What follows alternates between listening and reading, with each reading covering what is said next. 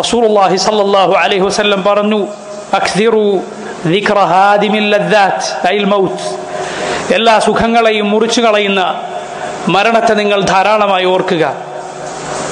ആ മരണം എന്നത് ഈ ലോകവും പരലോകവും തമ്മിലുള്ള അതിർവരമ്പാണ്.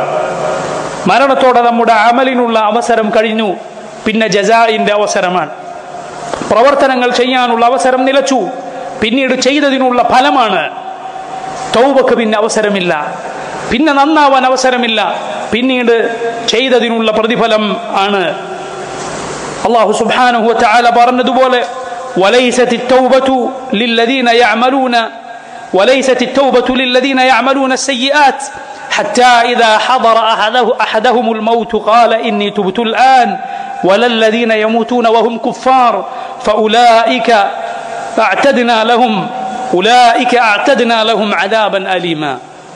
തൗബ എന്നാൽ മരിക്കുവോളം തിന്മകളിൽ കഴിയുകയും എന്നിട്ട് മരണം ഹാദിറായാൽ ഞാനിതാ ഇപ്പോൾ തൗബ ചെയ്തിരിക്കുന്നു, ഇനി തുബ്തുൽ ആൻ, ഞാനിപ്പോൾ തൗബ ചെയ്തിരിക്കുന്നു എന്ന് പറഞ്ഞവനുള്ളവനല്ല തൗബ. അതുപോലെ കാഫിറായി മരിച്ചവനുമുള്ളതല്ല തൗബ. ഉലൈക അഅതദ്നാ ലഹും അദാബൻ അലീമ, വേദനാജനകമായ ശിക്ഷയാണ് നാം അങ്ങനെയുള്ളവർക്ക് ഒരുക്കി വെച്ചിട്ടുള്ളത്. അതുകൊണ്ട് ധാരാളമായി നാം മരണത്തെക്കുറിച്ച് ഓർക്കുക. എപ്പോഴാണത് സംഭവിക്കുക എന്ന് നമുക്കറിയില്ല. നമ്മുടെ ചെരുപ്പിന്റെ വാറിനേക്കാൾ അത് നമ്മോട് അടുത്താണ്. എത്ര യുവാക്കളുണ്ട് ഒരുപാട് കാലം ജീവിക്കുമെന്ന് വിചാരിച്ചവർ, എന്നാൽ പെട്ടെന്ന് മരിച്ചു പോകുന്നു. മരണം എത്ര വൃദ്ധന്മാരെയാണ് ചാടിക്കടന്ന് ചെറുപ്പക്കാരെ പിടിച്ചിട്ടുള്ളത്. മരണം എത്ര വൃദ്ധന്മാരെ ഒഴിവാക്കി അവരെ വിട്ടുകടന്നാണ് ചെറുപ്പക്കാരെ പിടിച്ചിട്ടുള്ളത്. എത്ര കുട്ടികൾ മരിച്ചു, എത്ര യുവാക്കൾ മരിച്ചു.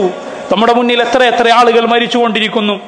സഹോദരങ്ങളെ, നാം അറിയുക, ചില മുൻഗാമികൾ പറഞ്ഞതുപോലെ മലക്കുൽ മൗത്ത് അവൻ നമ്മെ പിടിക്കാൻ വരികയും എന്നിട്ട് ആളുമാറി വേറെ ചില ആളുകളെ പിടിച്ചുപോയതുപോലെയാണ് നമ്മുടെ കാര്യം എന്ന് നാം ആ നിലക്ക് നാം ചിന്തിക്കുക.